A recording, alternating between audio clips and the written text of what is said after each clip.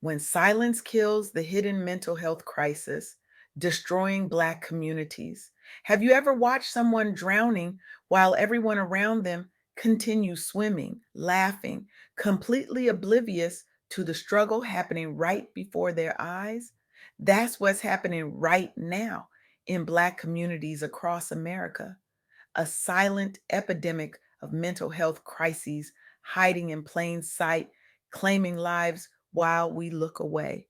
I recently had the profound opportunity to interview Stephanie Dachoute-Elas, whose insights into the devastating impact of systemic neglect on Black mental health left me both shaken and inspired. Stephanie isn't just another researcher or clinician. She's a revolutionary force in mental health advocacy who has dedicated her life to making visible what society has deliberately rendered invisible. Her work has transformed how we understand trauma in Black communities, saved countless lives through culturally responsive intervention programs, and challenged institutions to confront their complicity in perpetuating mental health disparities. We don't see what we're not looking for, Stephanie told me, her voice carrying the weight of both personal and professional experience. And right now, we're not looking nearly hard enough at the mental health crisis unfolding in Black communities. Let me share something that might surprise you, or perhaps it won't, depending on how attuned you are to these realities. Black adults are 20% more likely to experience serious psychological distress compared to their white counterparts. 20%, not 2%, not 5%, 20%. Yet they're significantly less likely to receive appropriate care. This isn't accidental. It's not a statistical anomaly. It's the result of persistent systemic neglect that erodes trust, hope, and ultimately lives. I want to be crystal clear about something. When I say neglect, I'm not talking about some abstract concept that scholars debate in ivory towers. I'm talking about real people being overlooked, misdiagnosed, and abandoned by the very systems designed to help them. I'm talking about children whose pain is labeled as bad behavior. I'm talking about teenagers whose depression is dismissed as attitude. I'm talking about adults whose trauma is invisible because no one bothered to look.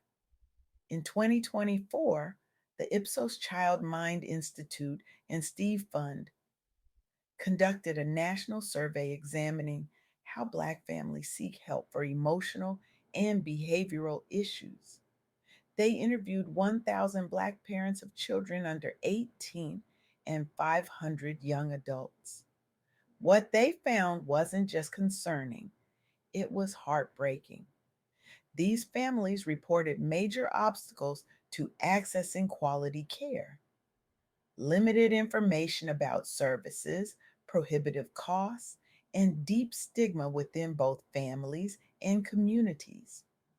One mother described calling 17 different providers before finding one who accepted her insurance and had availability within the next 3 months.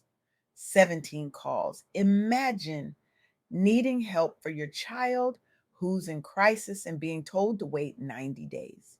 90 days when each hour feels like an eternity. 90 days when your child might be contemplating whether life is worth living.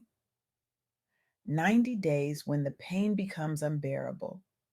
Some families in the study found success by turning to community organizations focused on culturally sensitive care. But even then, many faced long wait times or lacked follow up after initial appointments. The system isn't just broken, it was never fully built for these communities in the first place. This neglect doesn't just hurt, it kills. Researchers at NYU's Silver School analyzed data from over 1,500 young adults of color regarding their experiences with racism, police violence, and psychotic symptoms. Their findings were staggering. High rates of trauma exposure, especially police violence, increased risk factors for early psychosis by up to 52%. 52%. That's not a small number. That's not a statistical blip. That's a crisis of catastrophic proportions unfolding in slow motion while we pretend not to see it. When Stephanie spoke about this research, she emphasized something crucial. We need to expand our diagnostic frameworks beyond individual trauma toward recognizing structural and systemic contributors. In other words, it's not just about what happens to you, it's about what happens around you, to your community, to people who look like you day after day after day. It's about the cumulative impact of witnessing injustice, experiencing discrimination, and living in a society that consistently signals your life is worth less. The study brought new urgency to reforming psychiatric practice so that social context is considered alongside clinical symptoms. Because trauma doesn't exist in a vacuum, it exists in neighborhoods, it exists in schools, it exists in interactions with authority figures who see threat instead of humanity. And here's where it gets even more heartbreaking. Black youth, especially boys, face a particularly insidious form of neglect: misdiagnosis. Research shows that emotional struggles among Black boys are often mislabeled as behavioral problems rather than recognized as signs of depression or PTSD. They're not seen as hurting, they're seen as troublemakers. They're not offered help, they're offered punishment. Racial bias leads clinicians and schools to pathologize normal responses or miss underlying pain entirely, which blocks access to effective treatment options. Instead of therapy, these children get punishment. Instead of support, they get suspension. Instead of understanding, they get incarceration. One psychiatrist working with these communities told a story about a 14-year-old boy who had witnessed his friend being shot. The boy started having nightmares, trouble concentrating in school, and outbursts of anger.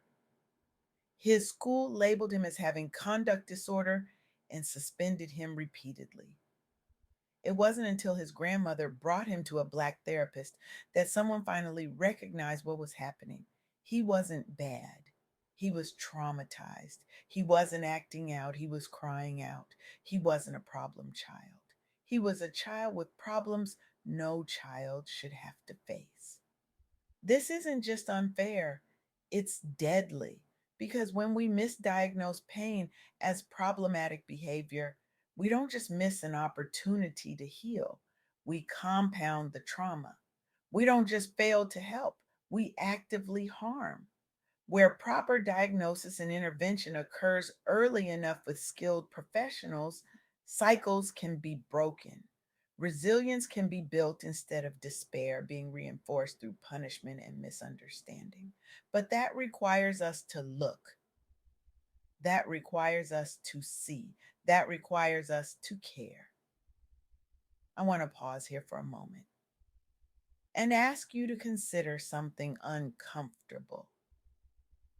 How many people in your life might be drowning while you swim by, oblivious?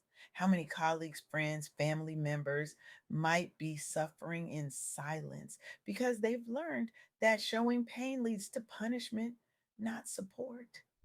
How many children in your community are being labeled as problems when they're actually experiencing trauma?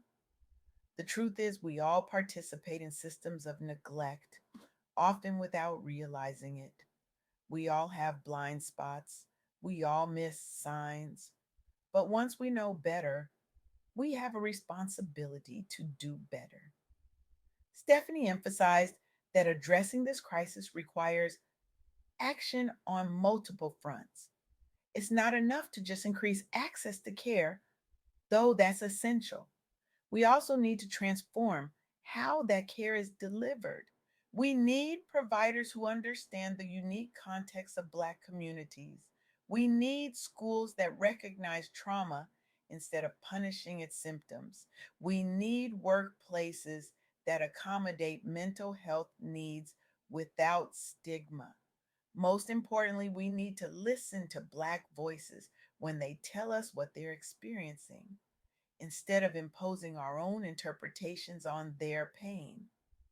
There's a powerful concept in psychology called validation, the simple act of acknowledging someone's feelings as legitimate, not fixing them, not judging them, just saying, I see you, I hear you, your feelings make sense.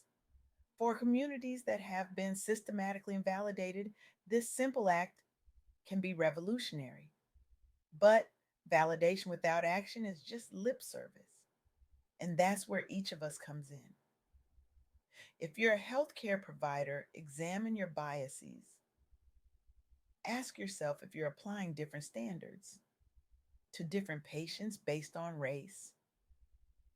Ask yourself if you're missing signs of trauma or depression because they don't present the way your textbooks described.